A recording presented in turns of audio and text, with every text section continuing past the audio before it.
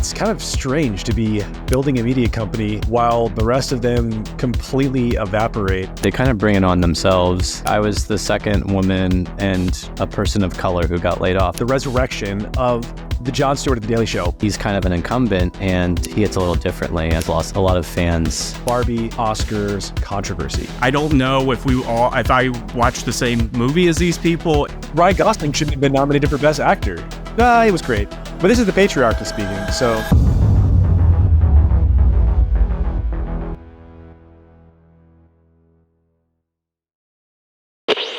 What's up, guys? Welcome back to the pod. I feel like I say the same exact thing every single time. You could probably do like a little compilation of this. It would be extremely embarrassing. Welcome back to the pod. Welcome back to the pod. Welcome back to the pod, guys. All right, guys, welcome back to the pod. What's up? Welcome back to the pod, guys. Welcome back to the pod, guys. Welcome back to the pod, guys. Glad to have you back. We got some big news we're going to start out with, which is actually just the launch of our new site. Super excited. We've been on Substack forever, Pirate Wires from its beginning. Love those guys. I think they're awesome. I do not think they're Nazis, unlike some Substack writers who recently migrated. I think they're awesome, but we have a different kind of ambition. We want to do our own thing, chart our own course, and this is the way. We've worked on it for a while. We were very excited. We have a ton of cool content up there right now.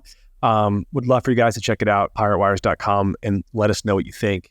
In the meantime, or related, I should say, it's kind of strange to be building a media company while the rest of them completely evaporate.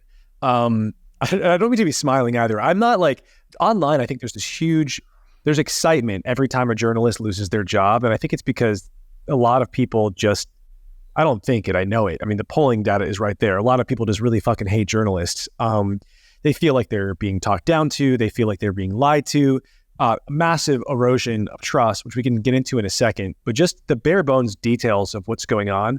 Brandon, do you want to break down all of it? Was like, media is always taking L's. This week was, last 2 weeks really have been completely bananas. Yeah. We were going to talk about the LA Times, but I just remembered Sports Illustrated last week laid off their entire staff. So that magazine is, I guess, dead now. Which is crazy. I mean, Sports Illustrated has at least a 30-year history as a media company. I don't know how long it goes back, but this is like a real legacy institution. You have Sports Illustrated, you have the LA Times, and then this morning you have Business Insider. So it's like a crazy just slashing of jobs across the board. The LA Times, though, sorry, you take it away. This is like where the drama comes in, which I do love. Yeah, so 2 days ago, Tuesday, 20% of the newsroom was laid off at the LA Times. The DC bureau seems to be very significantly gutted. The bureau chief got fired too, got laid off, I should say. And you were saying, Solana, people sort of tend to dance on the graves of laid off journalists as of recently. And I agree. I think that's bad, but I would just note that they kind of bring it on themselves. I'm sorry. They do. I mean, the DC bureau chief, when she just, I don't know if she tweeted today or after she was laid off, she tweeted something like, I was the second woman and a person of color who got laid off. Like that was the subject. She was the subject of her tweet about getting laid off, obviously, and her gender and I don't know, other DEI things. This is specifically a genre of tweet that Brandon hates. He hates I think when everybody people tweet hates about it. Themselves. Yes, that's true. Right. I don't like you to be the subject of your own tweets. I guess when you I don't want to read about you. Yeah. You read tweets like that, not just about yourself, but, where she's saying, I was the second woman to have ever been the DC bureau chief. It's like, great. But what's behind that is a total refusal to actually think about what's going on in your industry and how you might be implicated. I'm sorry, but the DC bureau chief did not get fired because she was the second woman that was ever the bureau chief. It's this, and I think that's frustrating for people to see. And I think that kind of brings on this reaction. Well, like for people to be like, it's sentiments like these that may have like ultimately led to, in part, you being laid off or your company having to do these layoffs. I don't think it's a crazy connection to make. Anyways, okay, so we'll just go through briefly go through the LA Times walkout / firing saga. Strike? Yeah, the strike. I just want to tee out, because like for me, before the idea that, okay, so you have cratering revenue, you have people are not reading the LA Times. They're certainly not reading, their business reporting or their DC reporting. People aren't reading news in general. They're not reading mainstream news in general. They're specifically not reading the LA Times. And in response to this, the people running the company who have to make the company profitable, being like, hey, we have to lay people off. The union is like, the writers union is like, well, actually, you can't fire us because we are going on strike. Like, what the fuck? You think that not going to work is going to fix this? I don't understand. I genuinely don't understand what they're thinking. It's actually kind of genius because you can't fire people on strike. Like, it's a labor law.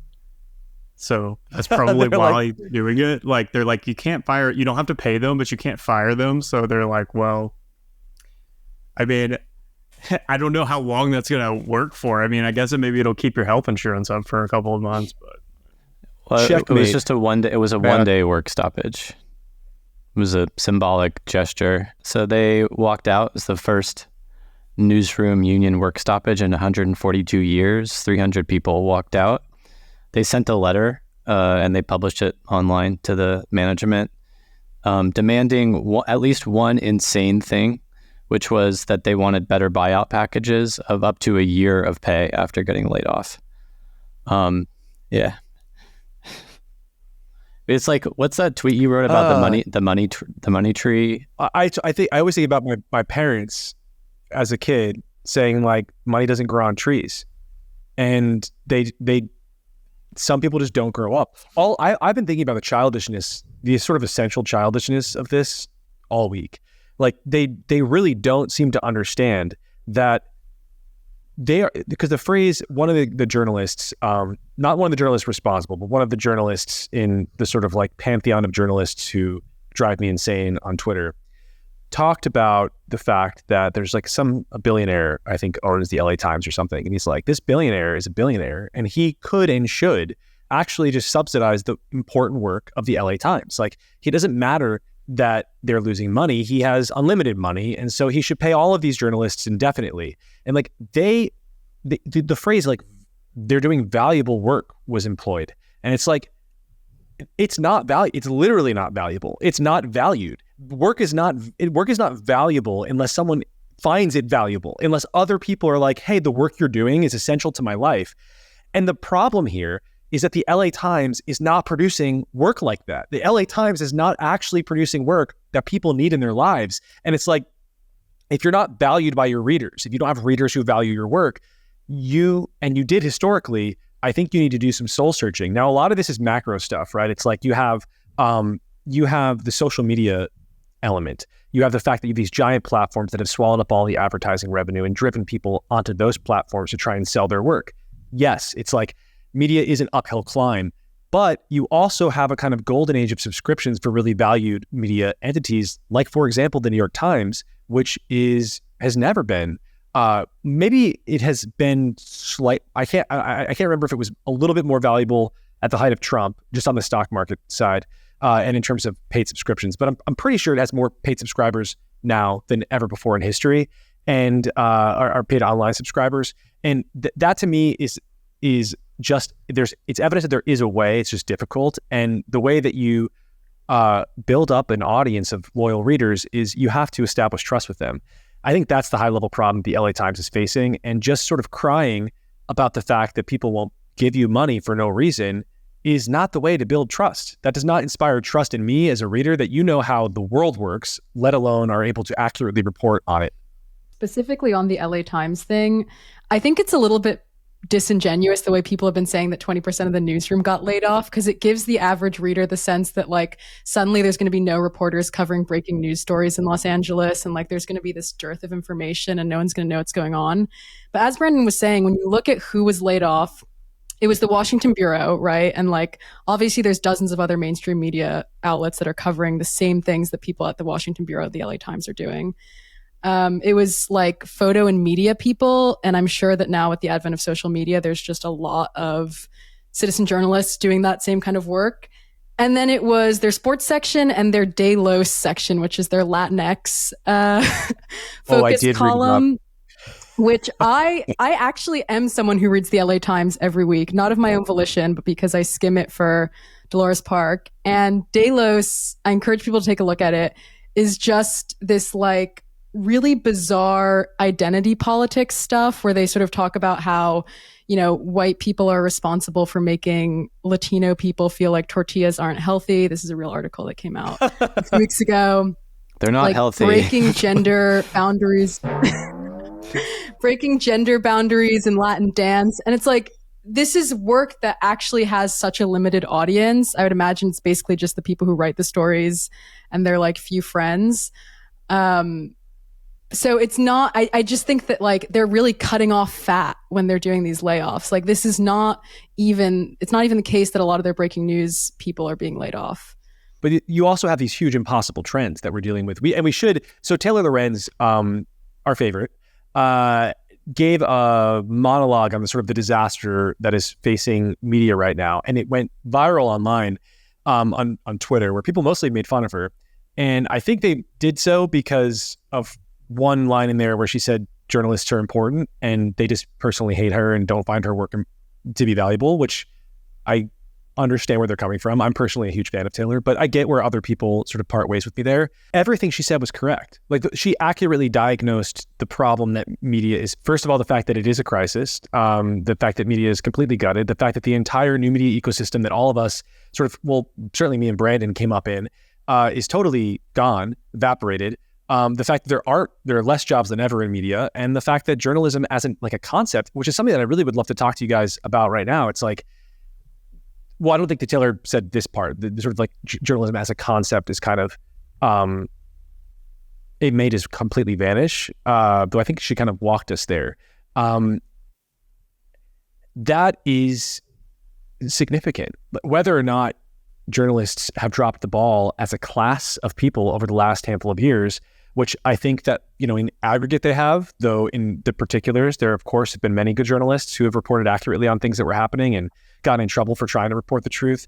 You know, we often talk about the Hunter Biden laptop story being suppressed, and it gets rolled up in this like, well, the media silenced us in collusion with Twitter. I mean, I talk about this myself, but the story was written by a journalist. They worked for the New York Post. They didn't want to put their name on it, but there are people in media who do things that are good sometimes. And in fact, you know, a lot of what I do for the industry newsletter is aggregation of news. I'm going and finding other people's reporting on things. Like you do need to have this like sort of first record of things. And I don't know what a world looks like. There's so little money in media now that I really don't know. I don't know how we're going to learn about stuff. Especially I think about like Sanjana, the kind of reporting you do, where you sit down and you listen to a whole stupid board of like supervisors meeting in San Francisco. Like no one wants to do that if they're not getting paid for it. It's fucking miserable. And it's like, what happens when you don't know what's like, I think the big things are going to be covered for a while, but what happens when all of those little things are not? And in fact, I guess maybe the next question is just like, well, you know, aren't we already living in this world in small towns across America? You know, people aren't reporting in every single town that exists. I think local news has been shutting down forever. These trends also predate social media. We've been seeing a decline in readership of the news for many decades. So I don't know. I think it's certainly a problem. It's been a problem for a while. And I do wonder what the next thing is going to look like. So I don't know. You know, what do you guys think? Like, one, is this an important thing? Does it not matter? Are we making much ado of nothing? And two, what's next? What replaces the current machine? I agree. I think it's important to have like sort of detailed, sometimes even boring stories about like what's happening in city council or, you know, things that are happening around town, local politics, stuff like that, because sometimes it can become part of something bigger. You know, it can help you understand, you know, a bigger story down the line. It's good for the historical record. Like, I think it's all important. It's just, it's not very profitable one time. And I guess it is a question of whether or not like the market should decide necessarily always what like important news stories are. I personally don't think it should. I think there's a lot of good things that come out that are, you know, if you are a billionaire, maybe you should just fund the LA Times. Like, you know, like rich people have always done this, like with art and literature and all this, you know. That is interesting. And I if I were actually a billionaire rather than just a sort of LARPy billionaire on Twitter, you're a liar. I would do this. However, what like all of these people are all of the same class. Like another concurrent problem in media is the ideological consolidation of viewpoints within media. So you could buy the LA Times and it's like, great, you're a billionaire and now you have employed a bunch of people who are the kinds of people who go on strike when the economic realities of their own company that they don't understand have forced management into trimming the fat and don't really kind of understand the world. Like, is the work that they were doing really worth protecting? How many people are, it's like some of those things are important, but I don't know. I wouldn't want to buy I don't know that I would want to buy the LA newsroom. You know what I mean? Yeah, I wouldn't buy the LA newsroom. I would buy like the like dying newspaper of some like medium sized like Midwestern town or something, you know, that doesn't have like. A billionaire could buy a lot of those, not just one. You could buy one. You could honestly, those cheap. If you're like a dentist in San Antonio, you could probably buy one, you know? So, yeah. That I love. I mean, I think, yeah, I do. That's like, it's like your civic duty to buy a small newspaper in a town that I don't know the name of. But no, I mean, like, the stuff like that is important. I don't think that, and like, there are like towns and stuff now, like, and not even like super small, like 500 people towns, but like, you know, towns of like 50,000 people that don't have a newspaper. And like, that's probably not good. I followed a couple, back in Boston, when I went to school, I briefly interned at a place called the Weekly Dig. And it's like a small alternative press in the city. And one of the writers there went on to move to some small like mountain town in, I think it was upstate New York. And she and her wife tried to just do this, to like just eke a living out of reporting local news for this town, like a sort of small town. Because she believed in the importance of this. And like you said, I mean, there are towns that just don't have reporting at all. It failed, obviously. Like, it doesn't work. Economically, it doesn't work. People do not value it. And it's like, I wonder sometimes if it's one of these things that we just value and so we're blinded perhaps to some other, maybe more important version of this. Do we not need it maybe as much as we think that we do? What happens if we just don't have this kind of reporting at all at City Hall or whatnot? What really happens? Yeah. I mean, I think a lot of people, my sense is a lot of people just don't want to pay for media. And if they don't pay, then, you know, these small companies are going to go out of business. Like if everyone in you know, 50,000 person towns was willing to pay, I don't know, you know, $50 a year or something, you could probably have a small newspaper operating that's reporting on local news stories. I think that my sense is a lot of the irony, I think, of like a critique from some of these social justice people about mass layoffs at these media companies is like, and local news, you know, organizations shutting, is a lot of them don't really seem to care about local news stories because they're so fixated on things happening, you know, worldwide, and there's kind of, you know, the cause du jour or whatever.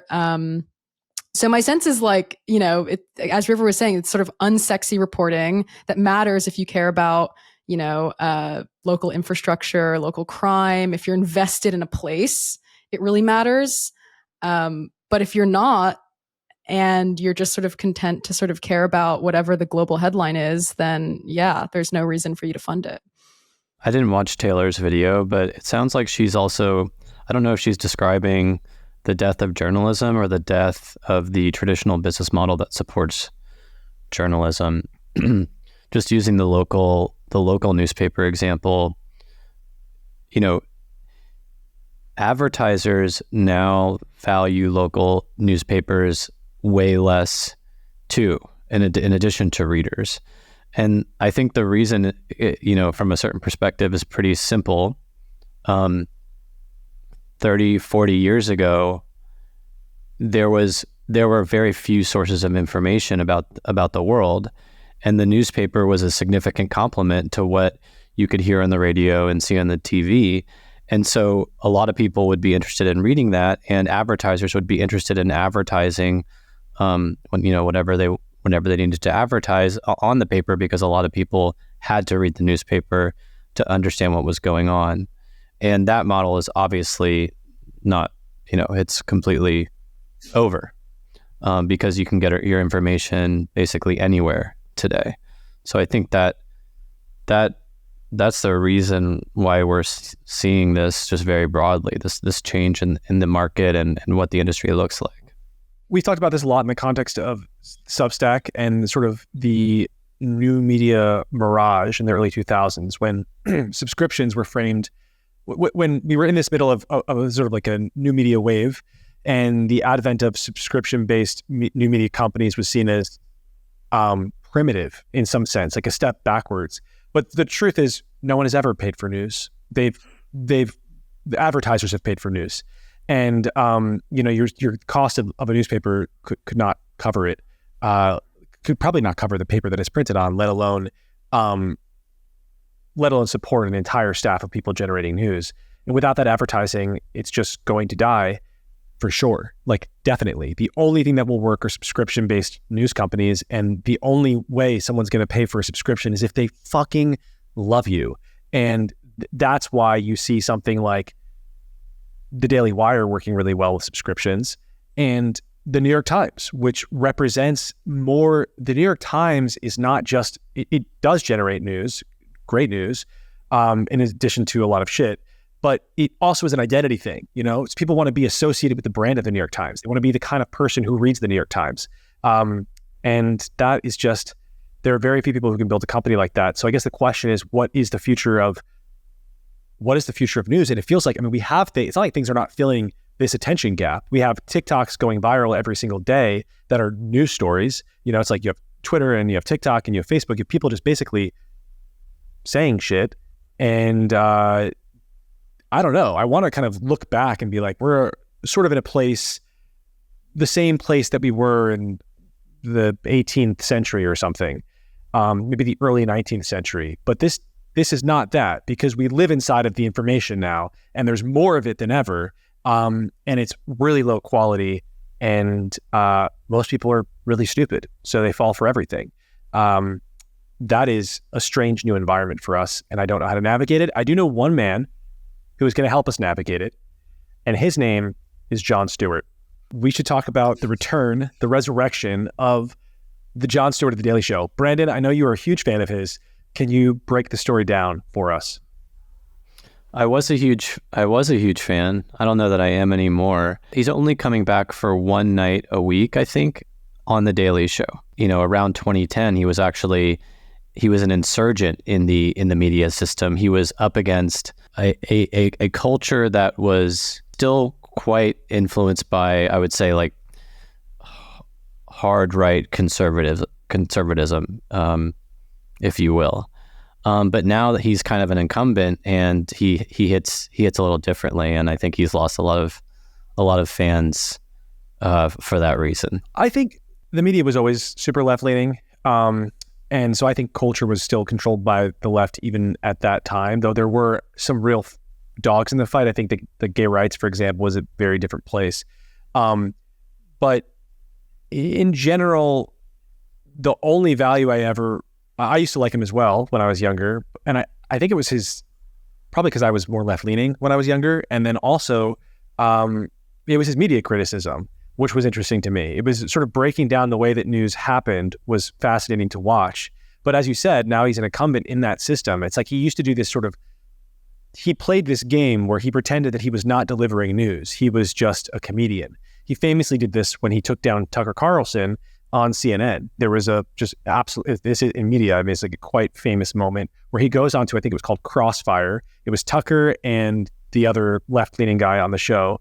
And he tells Tucker to his face that he's destroying America. And this is before Tucker was actually influential. This was when Tucker was a nobody on CNN. Like some people watched him. He had very different politics, and he basically ended Tucker's career, we thought, until he rose again from the ashes like the fucking phoenix and took over right-wing media. Of course, in hindsight, Stewart was always doing the exact same thing that Tucker Carlson was doing. They're both talking about the news and the media. Stewart just had some insulation from that because he was on the comedy show. He was on the comedy channel. So now we kind of know how the game is played. He comes back on, was it HBO where he just had a show, and totally fails. He's no longer speaking in a way that feels new and fresh and young. He's speaking in a way that we have heard people talk in media now for 20 years. In fact, everybody who is on TV sort of sounds like him to a certain extent, certainly everybody young. And I don't know, it just doesn't hit the same way. He doesn't, like you said, I agree with the part about the incumbency thing. It's like he just fully is on the side of the machine. How could he possibly critique it? It's a giant question mark. And it feels like a bizarre walk backwards for, like, how do people in the media not understand this? Just to give him a little bit of credit, he was, it seemed like the first public figure on the left to come out and say that COVID leaked from a lab. Science has in many ways helped ease the suffering of this pandemic, which was more than likely caused by science. The disease is the same name as the lab.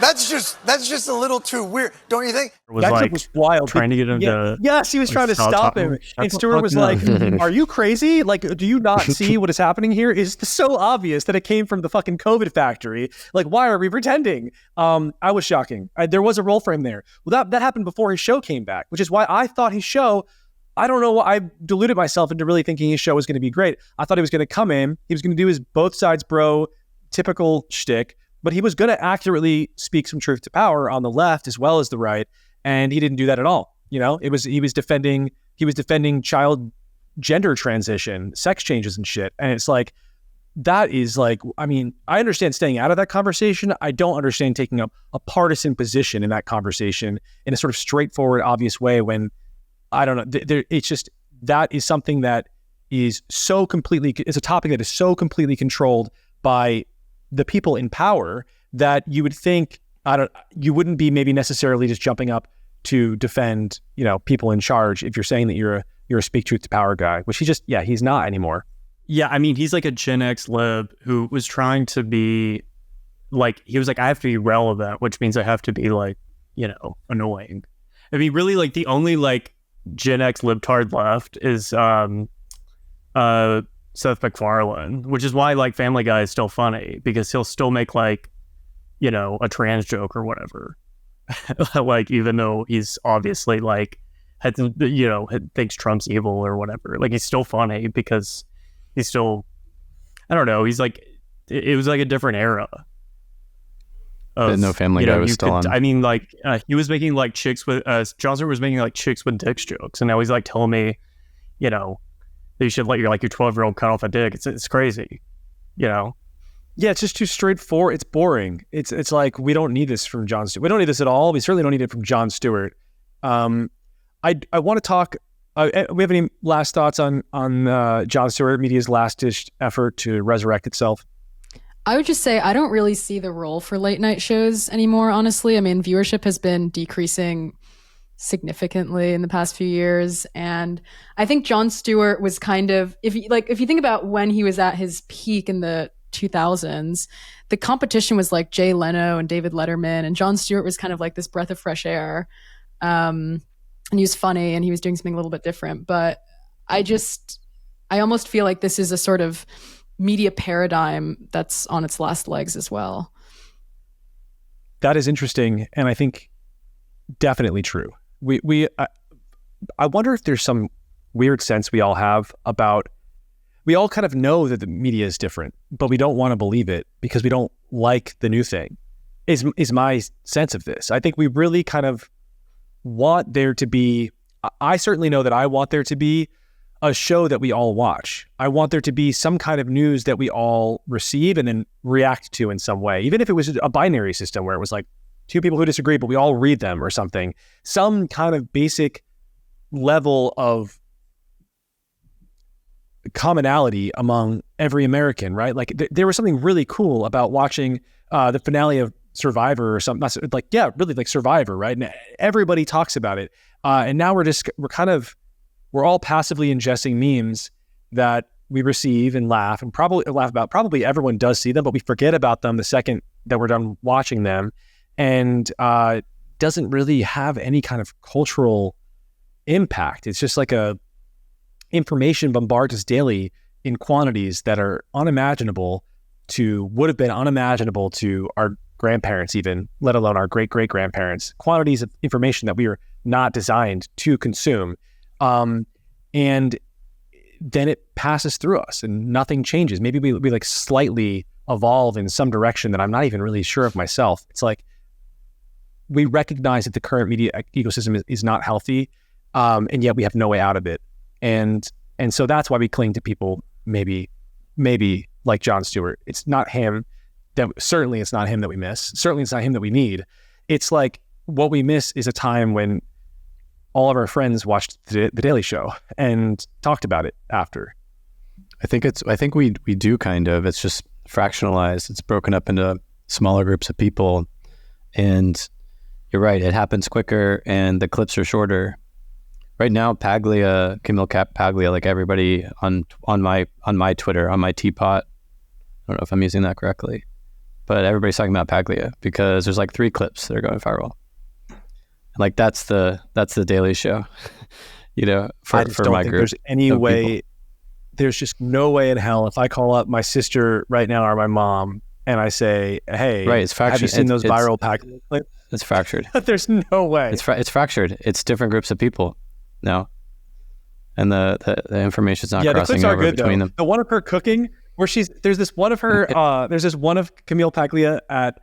She's doing like a cooking show. It's like, oh, you like put the wine in and whatever. And the host is like, so why do you think that I forget, like maybe it was a benign question. I feel like it was a question about the recipe or something. And Paglia's like, oh, because there are no modern role models for the American upper middle class white woman. And then she goes into this like super intellectual conversation casually while wearing like a homemaker's gown before like a roast or something. It was absolutely bananas. Then you serve this magnificent platter with a fresh green salad and a nice loaf of Italian bread and some red wine, and it is divine. And it's easy.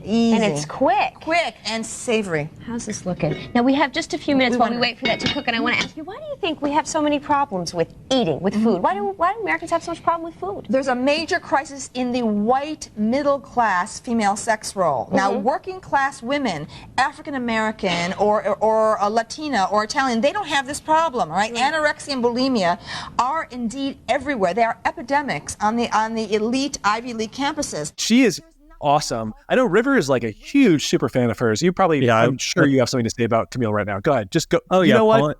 Do it. Give it to us. Polly is great. I mean, and if you she's been having a resurgence for a while. Like she's kind of disappeared for like the past 4 or 5 years, like in person. Her clips have still like circulated. But every time she puts a book out, she'll do like a media circus, and then she'll kind of like go back into hiding and write another book. Sexual Persona is like a masterpiece. It's like 800 pages long. But she was like the first victim of like campus cancel culture. Like she was Sexual Persona, which is like this super like dense book. They called her like, feminists were like calling her Hitler and all kinds of stuff, because she was saying like, if women ran society, we'd still be living in mud huts. But it's all like about like men and women, and like how like men like symmetry, and they like to like build things and whatever. And it's really it's really interesting how like she was like the prototype and like how she's like still popular. But like, I mean, when she was also showed like in the 90s what happens when you cancel somebody who's interesting, which is that like you just make them blow up. Because like her sexual persona was published by like Princeton University Press or something. It was like only supposed to be really read by like academics, but it was ending up like the English departments at these like elite schools were like putting up like, you know, memos and stuff saying like this book is hilarious, you shouldn't read it and all this shit. And so people wanted to read it, and then it became a bestseller. And now she's, you know, and that's why she was on the fucking cooking channel of all places, or the Food Network. Dismantling feminism before an audience of millions while braising beef, it looked like to me. Yeah. Sanjana, do you have any thoughts? I mean, I like Paglia. I've skimmed some of her writing. I don't have any... I mean, I think that what's funny to me about her is that she's in some ways kind of the more articulate, edgier version in many ways of Jordan Peterson, and yet did not blow up in the same way that he did, which I don't necessarily think has much to do with the fact that she's a woman or anything like that. I think it's just that she wasn't sort of on social media in the same way that he was at the time that he sort of burst onto the scene and was involved in the sort of gender and pronoun stuff in Canada. But yeah, I mean, I think she's worth reading. Yeah.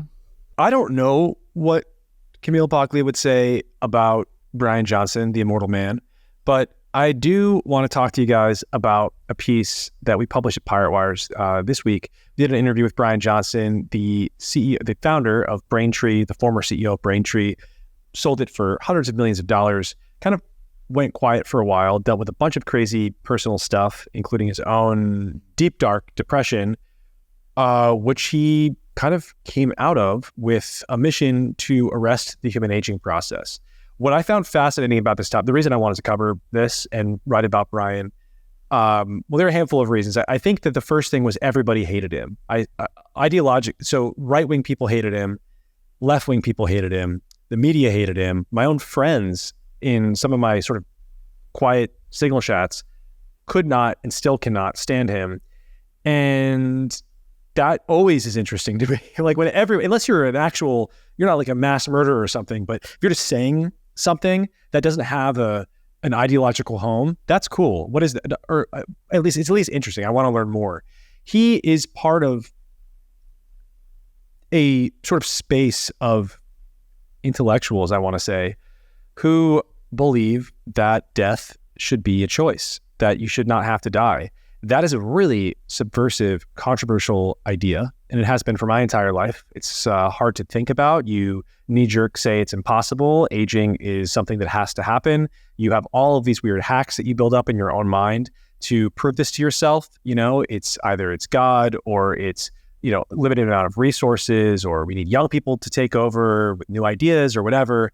It's not natural is used by people on all sides of the aisle. And yet, nobody wants to actually die. If given the opportunity, you would look both ways before you cross age 90. You're not hoping to die. So what is it about this idea to go on a journey with your own body, to experiment? What is it that sets people off ground floor? And then I guess then there's a question of Bryan Johnson himself, who is using the internet successfully to kind of troll himself to the front pages by being open about every weird experimentation that he's running on his body. So you have kind of two things here. You have like the weird self-experimentation, and you have the concept of not wanting to die itself. I don't know. Did you guys follow this at all? Do you even have any thoughts on the immortality things? Yeah, I mean, I think that a lot of it is a sort of like death is the great equalizer, right? We all die. And when you have like billionaires who are like, no, we're not going to do that. We will be unequal. Even, you know, at this, we're going to get rid of the one thing that is universal, which is dying. Like the one thing, like you can't take it with you or whatever. And like, I think maybe that a lot is, I mean, because and it's not, I guess, it's maybe partly like classism. And I think part of it also is just, you're seeing like a sort of hubris in these people that a lot of people find off-putting. I mean, I think that I find him personally kind of like entertaining. I think he's funny. I even when he's like maybe like not trying to be, I don't know, when he was just like, he's like calculating the exact age of his dick. He's like, I have a 32-year-old dick. And I'm like, that's an amazing way to open a conversation. Yeah, he's been doing penis rejuvenation. Right, yeah. He's doing great work in the space of penis rejuvenation. Yeah, I mean, I think a lot of it is just like, you know, billionaire hubris, and people are like, oh, these people like think that they can like cheat death, which is like, you know, if like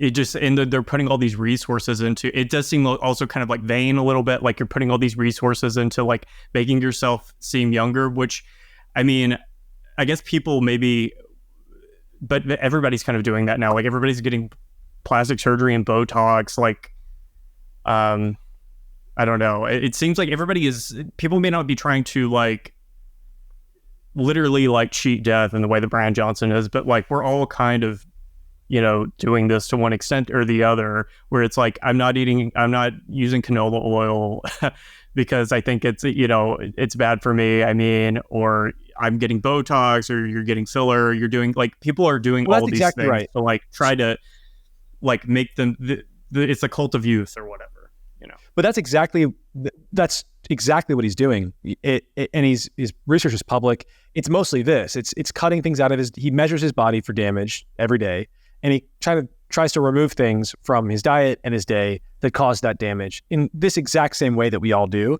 So and the class thing, it's like, it doesn't, if all this information is basically given out to people and he's just running experiments on himself, it feels not sufficient to me as a reason that people are mad about him. They're less mad about him now, I think, because he's funny and he doesn't care about the criticism, and he won't go away. So you can only be really mad at someone, I think, for so long before you're like, okay, whatever. Like, there's going to be a billionaire vampire in midriffs right now, and I'm just going to have to deal with it. And then, you know, what is it famous? It's like first they laugh, and what is it? First they ignore you, then they laugh at you, then you win or something. Or something. What is that phrase? Yeah. Whatever. We're at the laugh stage with Bryan Johnson, and so like he's about to win. And I think that the class thing is not sufficient. It's an excuse that seems sufficient, so we reach for it. But when you just look at it, it's like there's nothing he's doing. It's sleep, diet, and exercise are the main things he's learning. The blood thing is a little. I think the blood thing was the most like, because that's really when people got on. They're like a literal vampire elite, you know, like, and I think like that was the thing that I was like, oh, you're like, but we should have vampire billionaires. Solana. We should have that. I'm tired of it. Billionaires need to be doing weird, high level. Billionaires need to be doing crazier shit, and I am tired. No, they do. That's how like so many scientific breakthroughs got done, and science used to just be like rich guys like fucking around because they didn't have anything else to do.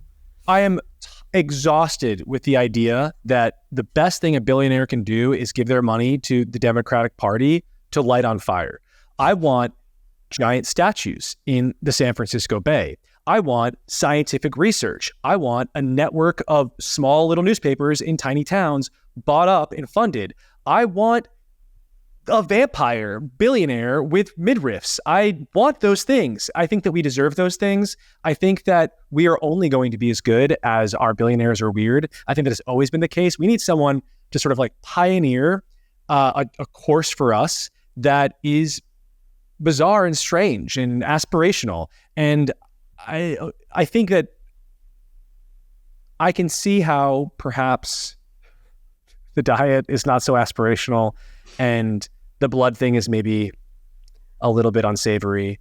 But I respect a man who doesn't give a fuck and has a lot of money to burn and just does incredibly strange things. I saw this giant like hanging garden illustration of castles and whatnot, and someone's like, this should be the future. And I thought to myself, people can build that today. People can build beautiful things right now why is there so, and now I want to be a little more serious about it, like separate from, there are more, like if you had all of that money, you should be building monuments to your ambition, and they should be making the world a better place. In the 19th century, we had libraries and museums and hospitals. Like, I want to see that stuff again. And I think it's like our poor billionaires have been so beaten down psychologically that they really just want to be invisible. And it's like, we don't need them to be invisible. We need to be spending that money on cool shit. That's what we need. In this respect, I fucking love Elon Musk. And it's because of, like, he's building rocket ships that land, right? Like, all of his money he funnels into crazy shit. How much did he spend on Twitter, right? Like, he's doing fascinating things with his money. So for all the billionaires listening, I want to see some more weird shit. Guys, what's some more weird shit that billionaires can be doing with their money? I got one. We have to give credit to Jeff Bezos. He's building something called the Clock of the Long Now. It's a 10,000 year clock. It'll run for 10,000 years. It's in some mountainside in like West Virginia or something. And it's symbolically supposed to represent the power of long-term thinking. But I learned about it when he was on the Lex Friedman podcast, and he speaks about it very eloquently. And he almost specifically said what you just said, Solana, about artifacts. He's like, I want there to be something that, in 10,000 years, America is, as we know it, is probably not even going to exist. There's going to be a new type of person, a new citizen of a new republic or whatever the form of government is, that can come and take a pilgrimage to this ancient site in 10,000 years and understand our values at the time.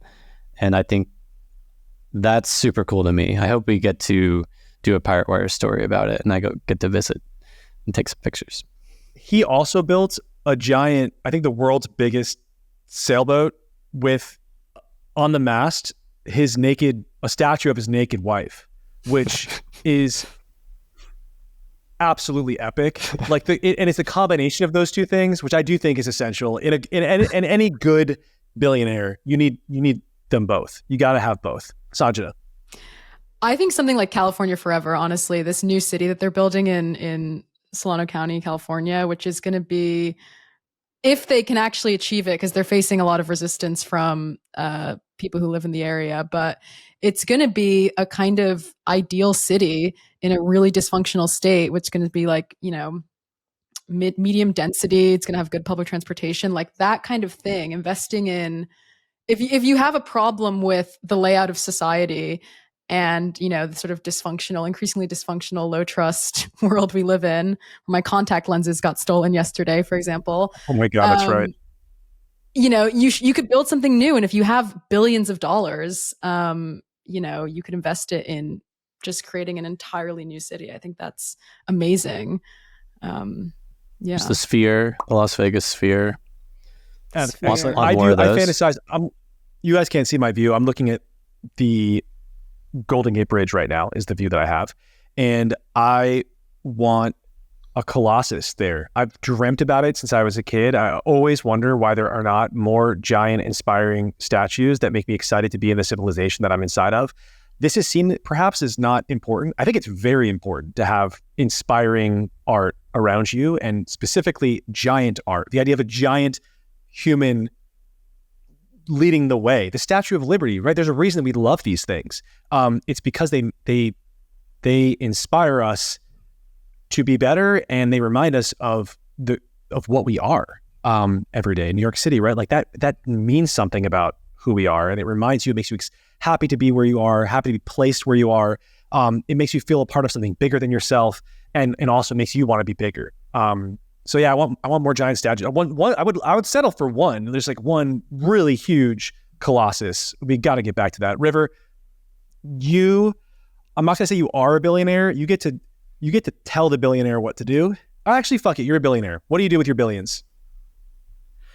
Oh, well, because I'm like a gay guy, and I also have like the because we don't have kids, so like we usually have to like do something to make ourselves feel immortal, So I'd probably like write a novel or something, and then like if you were a billionaire, you could write a novel now. You don't need to be a billionaire to write a novel. I don't have the time. Oh my god! I would like I would buy a house in the woods. I would lock myself in, and I would write a novel, and then I would like, actually, what I would want to do would be to build just like a giant, like Library of Alexandria level library where I collect shit from all over the world. Make like a massive archive, have everything digitized, so they can be like searchable online too, and then also have like a physical place where like people can go, because a lot of that is like so fragmented, I think, and a lot of it isn't. I've like, because I used to be a history grad student, and I like, there are a lot of things you can find, basically anything anywhere, but like they're all in archives that are just sort of all over the country. And I think it would be amazing to just like, if you had the money, to just hire a team of like 500 people to just like digitize all of these like important like old books and like historical documents and stuff. Yeah, I think it'd be really we cool. need jobs for all these English majors with nowhere to go. Yeah.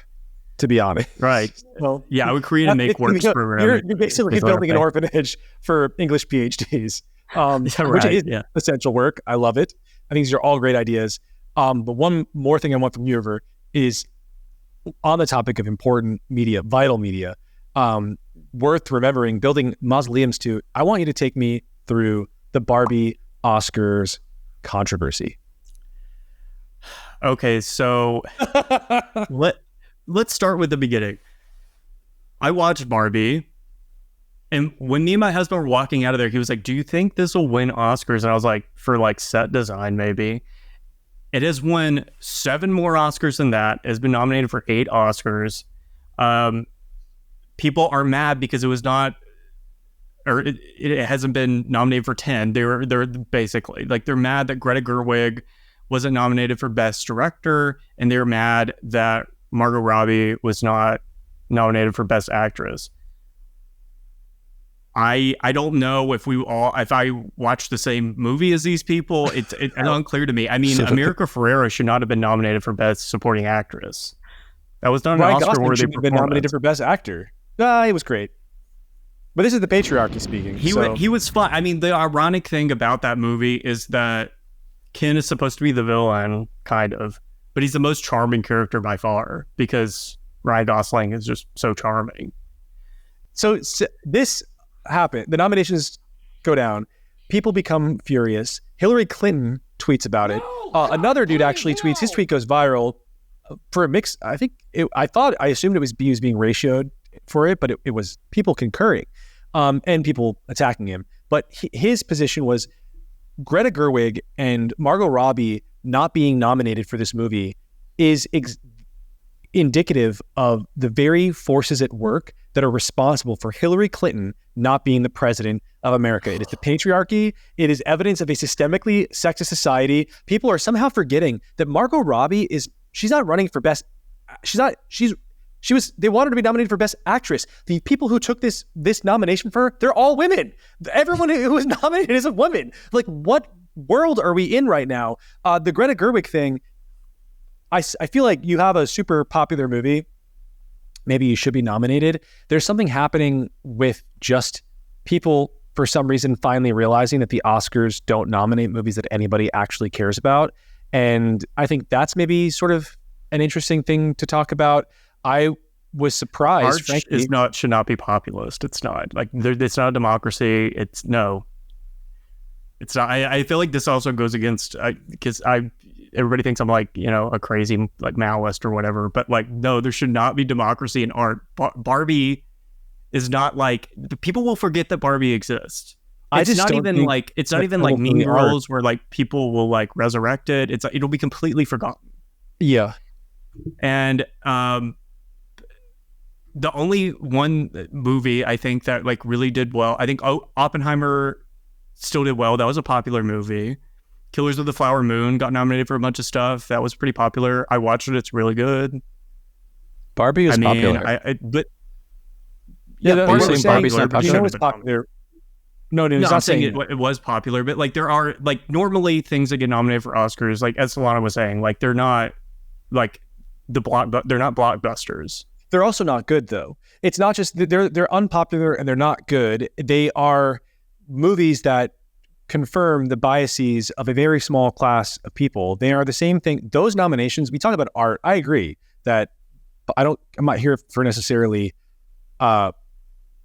I don't think everyone's opinion is valid when it comes to art. I think my opinion is valid when it comes to art. And in my opinion, there is good art and bad art. And it's not what is existing in most modern art museums when you walk in and the art is some woman on a chair staring at a naked dude or something, which is an actual exhibit that I saw. Like, it's just stupid. And I think people know that it's stupid. And the values that say that that is good are the same values that are nominating most of those films, which is a sort of separate conversation, because typically the Oscar conversation is just like, it's people on really the right attacking the Oscars and saying this is garbage that nobody cares about.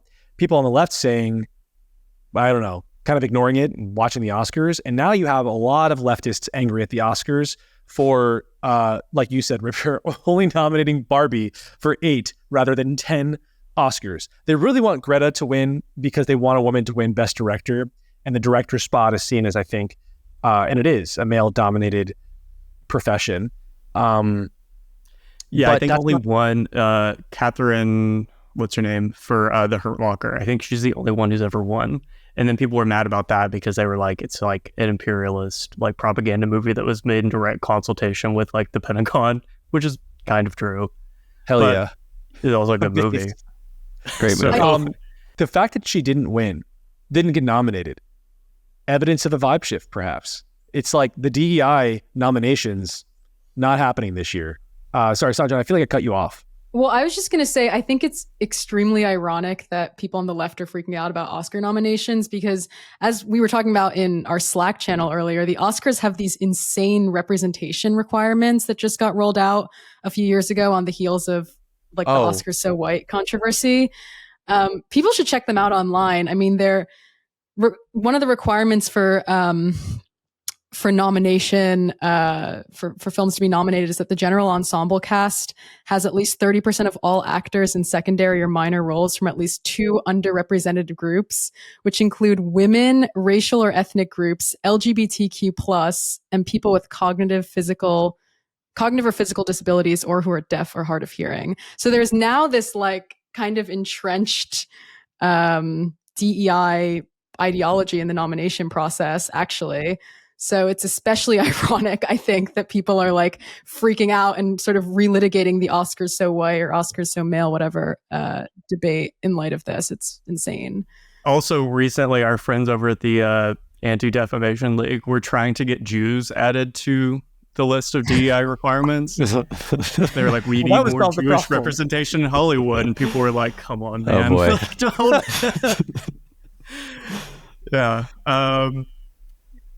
That's hilarious. Wild. So it's like you have to be 30% one of the preferred groups among the sort of hardline left, or all about the minority, I think.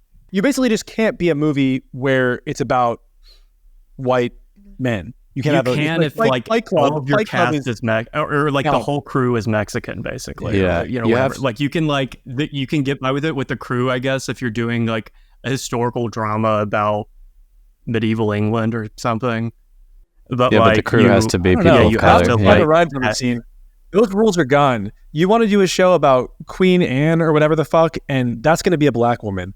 And not only is it going to be a black woman, you're going to say, oh, that's a black woman, in the same way that, there are black people in Hamilton or something. We're doing a colorblind casting, kind of interesting. I kind of can make an argument, honestly, in favor of it. They're not, no. They're actually saying there's a link to this person, to some ancient African whatever. And in fact, while you were taught that the Queen of England was white, she was really black.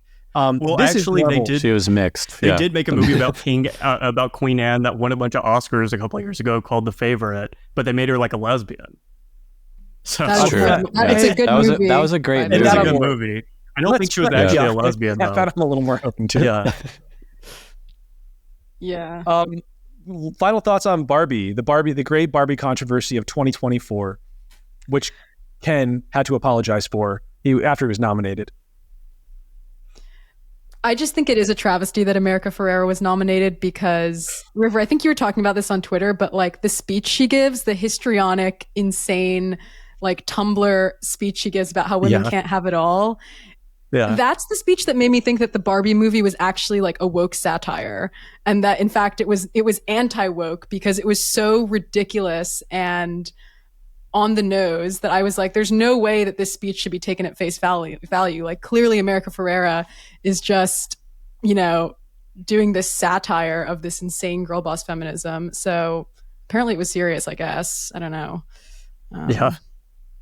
I felt inspired by the Kens, to be honest. They really, the movie, I really don't want to get lost in the ways of Barbie right now, but the concept of like, women can do anything, and then Barbie leaves for 5 minutes and the Kens lead a revolution and take over like easily overnight. It feels sort of contra the message of Barbie, which is what I encountered throughout that movie. I couldn't tell if it was woke or anti-woke or nothing at all. I think that actually they tried to do a lot inside of the movie. They tried to appeal to everybody, and therefore, much like the movie, there was much like, Miss Marvel, the first one. I think it's like, it was very popular because of the sort of stuff around it. Barbie came out, it looked stunning. It was a really visually exciting movie. It's a media property that everybody knows and is curious about. And Greta Gerwig is a buzzy director. Margot Robbie is beautiful and extraordinarily talented. And so is fucking, what's his face? Gosling. So it was exciting. Like, it's like people wanted to go see it, but the movie itself, no, I loved it. Sorry. Last thoughts? Yeah. The only message that people should have taken from Barbie is that you shouldn't use CGI. You should actually get your ass out there and like make a set, because that's what made the movie good, is that it was actually, they actually built all of these like pink like Barbie houses. Like they like fucked up like the market for pink paint or something because they used so much of it. It was crazy. That is a great, yes, I agree. I feel Jurassic Park in the early 90s still has, I think, texture that is exciting to watch today, and this is a big part of it. It's just like the craftsmanship that people would put into film back then. That is a very great topic, and one that we will have to kick off to another day, because we've reached the conclusion of this week's episode. Do check out the new Pirate Wires website. Do tell us what you think about it in the comments. Do tell us what you think about Barbie in the comments. I mean, are we totally wrong here? Did Greta deserve the Oscar? Lady Bird sucked, in my opinion. Don't understand why she's popular, but Barbie was a huge hit. Let us know, and we'll hit you back here next week. Later.